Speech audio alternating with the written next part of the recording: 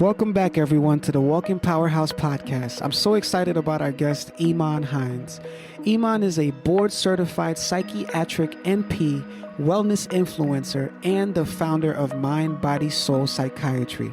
How you doing today, Iman? I'm so good. How are you? I'm doing well. I'm so excited because even though I just gave you that intro, I know I barely scratched the surface. So can you just tell everybody a little bit about yourself? Sure. So like I said, my name is Iman. I am born and raised in New York. My family is from Jamaica. I really bumped into this journey kind of accidentally. When I was in nursing school, it was extremely rigorous. And so I started on this path of like a spiritual journey just to get me through it. And there I met an amazing teacher. I always mention her whenever I tell my story, who inspired me to go on ahead and become a psychiatric nurse practitioner. So that's kind of where it all came full circle. So what areas specifically do you focus on in terms of psychiatry? I am such a jack of all trades. I definitely didn't mean to become one. I definitely thought I would kind of find my niche. But in my training, I kind of purposefully worked in a lot of different fields. I worked in addiction. I worked in inpatient, outpatient. I have an ADHD clinic. I have a recovery clinic for addicts. And I also have, starting up a self-actualization clinic where people can kind of get a really in-depth, different psychiatric experience where we incorporate holistic modalities, with medication if necessary, but really the emphasis on medication alone cannot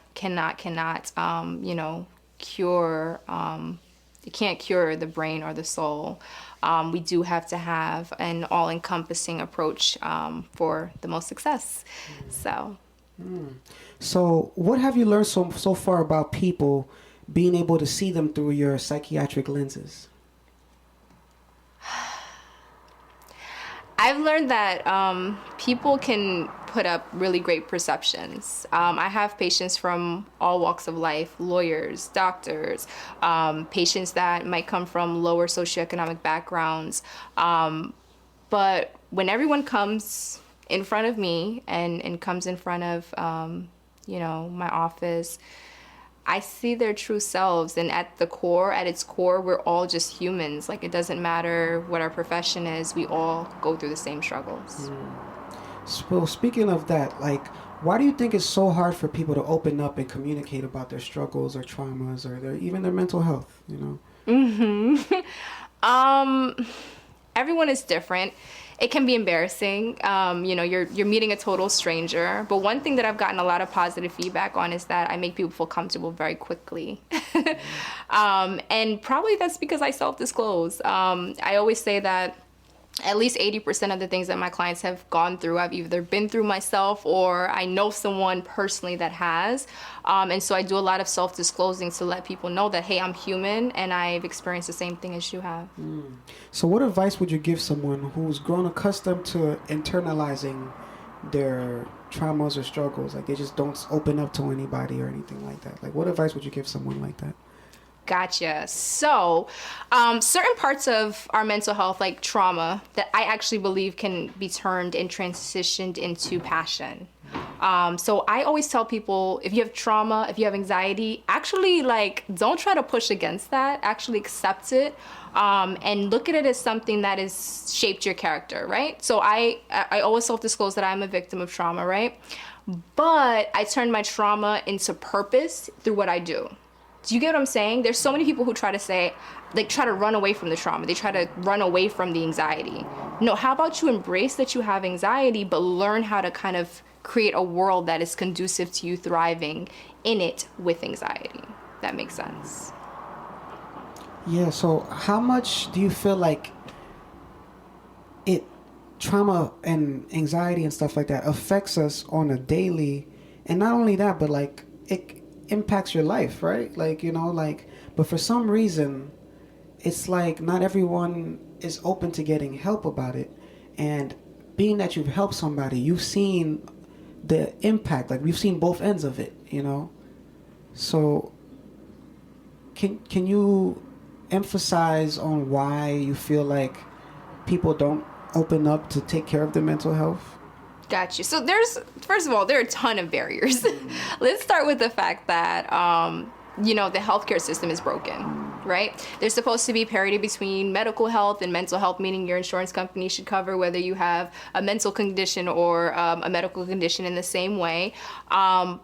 But they don't, to be honest with you. So cost becomes a barrier. Accessibility becomes a barrier. People feeling like they can't find providers that look like them and feel like they would have a connection. So there's tons and tons of barriers. But one thing that I love about this day and age that we're in right now is that,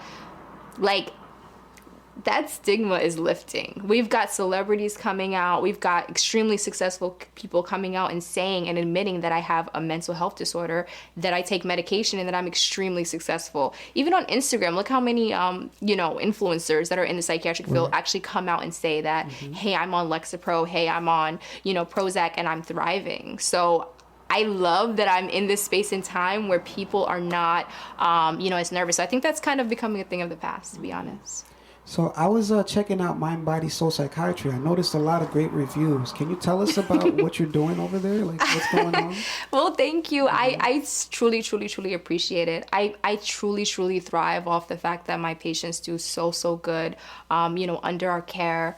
I think what sets us apart is that we're super chill. I think that's what it is. Like, we're super, super chill. Like, and we really, really value customer service. I always tell patients, let me tell you, like, if you go somewhere and you don't get great customer service, you should immediately exit that place for your mental health. So that is, I really look at it like that. Like, every interaction you have with a business, every interaction you have with your provider should be exceptional. If it's not, then you really should find another one. That's what I think. I'm happy to hear that. Oh, okay.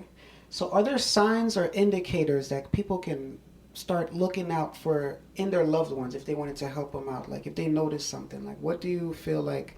Because, you help so many, people, clients, patients.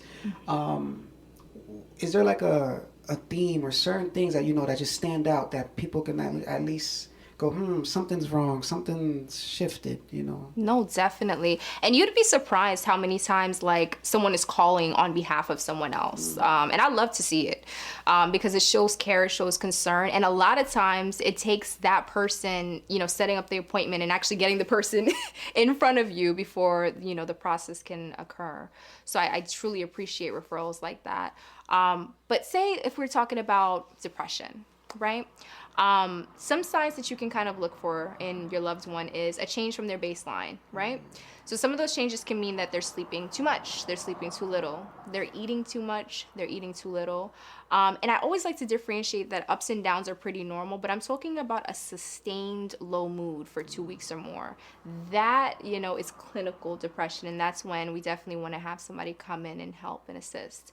Another thing is, a lot of people complain to me about this, is like your friend. Do you ever have a friend that like calls you all the time and is just asking you like for advice, or is asking you like is in like this mental like state where you can tell that they need assistance, but instead of calling a professional, they call you, and you feel like you have to stay on the phone with this person, and you're absorbing their energy, but you're truly not a professional to be able to understand how much work it takes for you to absorb people's energy and to not be affected by it.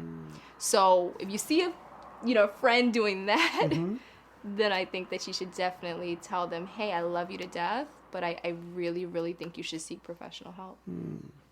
So what about the friends, since we're on the subject, like where you can see that their health is deteriorating, they're gaining weight, they're getting, it's just they're not taking care of themselves. And, you could give them advice like, hey, I know I've seen you, like I have this one friend, like when he wants to lose weight, he loses weight. But right now he's not losing weight. Like how do I motivate him? Because I remember in the past I would tell him like, man, when you want it, you really do it. Like, but I know, like you said, I'm not the professional. So you can assist someone. You could bring them to the well, but you cannot make them drink, right? For a lot of people, it takes a life-changing situation to happen before they are fully in tune. And you cannot create that space. That has to happen for them in and of themselves. And it's kind of like come to Jesus moment where they're just like, whoa, something is wrong. So like I said, you can lead them, you can refer them and things of that nature, but until they really, really have that moment, they're not going to be fully in tune. So why do you think people wait for something bad to happen to make changes? I think that we can live in our dysfunction very well. Okay. So why push against status quo? Like, right? The things that I'm going to teach my clients about, no one loves. No one loves getting up at 7, 8 o'clock in the morning to go exercise. No one loves taking that extra step of getting up early to do affirmations. But the deciding factor is when you realize that, hey, when I do these things, like, I'm literally choosing happiness. So I think that is... when people get to that stage, they're ready. Okay. Off camera, we had talked about how important it is to have a strong bubble, aka like an inner circle. Yes. Like, can you elaborate on that? Okay, Like, okay. What is that? So I know people are gonna think I'm absolutely crazy, but it's true, right? You can create a world of happiness. And the way that we do that is obviously, through our process, right? But you could do this on your own as well. It's in assessing every single point in your life and realizing that the people, places, and things that I'm around literally determine my happiness. So when I say create a bubble of happiness, I'm talking about looking at those people that make you upset, those people who give you anxiety, that job that you can't stand going to every single day. That is what our process is, literally going into detail and creating a process where you'll be able to kind of decipher how to create that bubble of happiness. People think that this is impossible to create, and I promise you that it's not. It's are you willing to put in the work? So what's the first step someone can take towards healing and recovery? I think the first step is to actually forgive yourself for allowing yourself to be in a position to be hurt. That's number one. I think that so many times people go through trauma and they are definitely blaming themselves. So it's actually forgiving yourself for being in that position.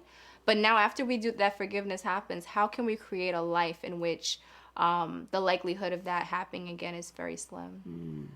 So I've noticed this thing about like a lot of stuff happens because of self-blame and lack of love.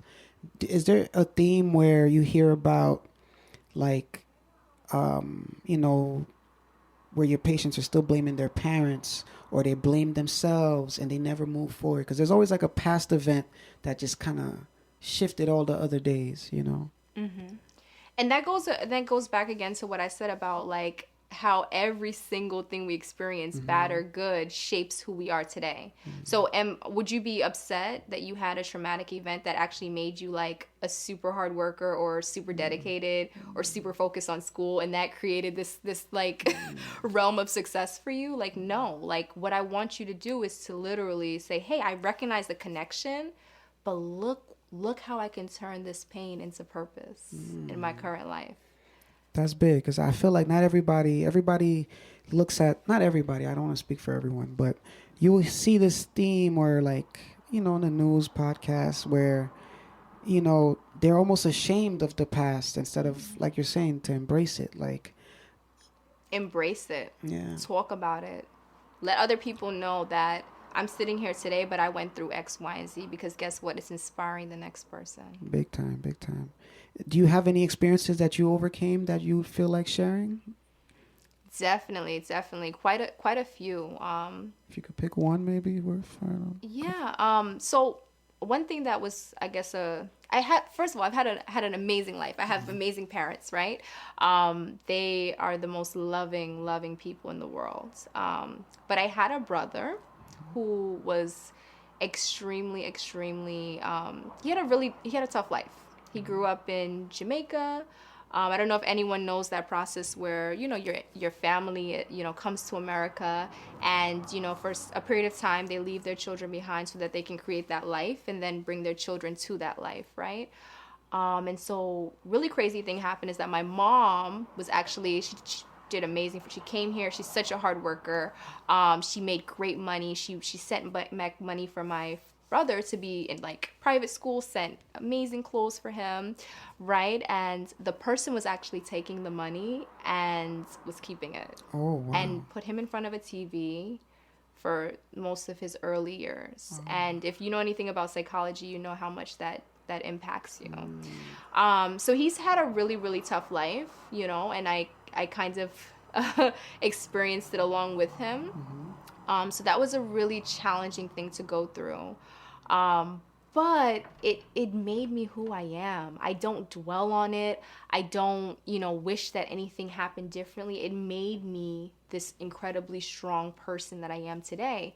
And also someone that can empathize, right? Right. I can empathize on how like the trajectory of events affected him, right? But I could also say that can't be a part of my life today. Do you understand? So that is something that I experienced that was incredibly challenging, but I'm really, really glad that it happened because it made me who I am today. So where do you feel you would be if you never got into psychiatry or anything medical? Like, do you feel like you'd still be the same grounded person? Like, well, first of all, I've always had, this is actually really me. Like, this is not like some made up version of me. Like since I was young, I wanted to exercise all the time. I'm such a weirdo. I'd be like 13, like exercising in my house because it felt good. So I think I'd always probably be a very spiritual person, someone who really cared about health and, just mental wellness overall. But I really wanted to actually go into fashion. oh, wow. Yeah. Okay. I wanted to go into fashion. And my mom was like, absolutely not. We are not supporting that. Wow. And I'm not mad. You know why I'm not mad at all? Because my mother is an immigrant, right? And so she understood the importance for Black people to go into a field and to go into a profession that would generate income so that you could be able to provide for your family. And I'm not mad at her at all for it because obviously now, like I built a jewelry brand, like I dress however I want to every single day, right? And if I ever wanted to pursue fashion, I could do that because I have the means to. So I think that I probably would have went into fashion. I probably wouldn't have loved the outcome as much as I do now because this is totally different. This is not superficial. This is like, I love what I do every single day. Okay. So where do you feel like there is a gap in between people prioritizing stability in their lives versus inconsistent ventures, I'll call it? Yeah, I think, listen, everyone's path is completely different, right? So I support either which way. But I'm a huge advocate. I went to a HBCU. I went to Tuskegee University. And one of the number one things that Booker T. Washington preached about and what he kind of founded the school on is the fact that African-American people or people of immigrant families, people who come from humble beginnings, it's very important if you want financial security for you to possibly, and this is just one way of doing it, right? But possibly go into fields that are extremely lucrative, entry-level positions. And so that way you have the capital to begin to invest in a really major way. So everyone does this differently and everyone has their own path. But that is just what I was exposed to and kind of reinforced in going to Tuskegee. So in your profession, in your expertise, in your world, like what are some lies that you feel like people tell themselves and you got to like talk them out of it? That success isn't important. Success is a true indicator of your self-confidence. So we've got people that say, oh, I don't care about money. I don't care about success. I don't care about all these different things, right? But the ability to be self-disciplined, the ability to make something out of nothing, the ability to believe in yourself when no one else believes in you, it is a true testament to your self-confidence. And so success and mental health are directly correlated. So. Wow. I hope you guys are taking notes because she just dropped some bars. It is. Hi, my name is Iman. I'm the owner of Mindbodysoul Psychiatry. I'm excited to share with you our amazing new clinic called the Recovery Clinic. And the reason why it's really near and dear to my heart is because I've had countless calls from families, from patients who are really, really in need of care for opioid use disorder. One of the most amazing and groundbreaking outpatient treatments for this disorder is called suboxone. And what's really amazing is that our company was able to integrate telepsychiatry with suboxone treatment. So we are able to literally see you virtually in the comfort of your home via tablet, computer, cell phone, and we're also able to deliver the medication to your home in the comfort and security of where you live. It's been an amazing experience thus far. We are so excited to help more patients. Feel free to sign up for an evaluation today at mindbodysoulpsychiatry.com. I'll see you soon.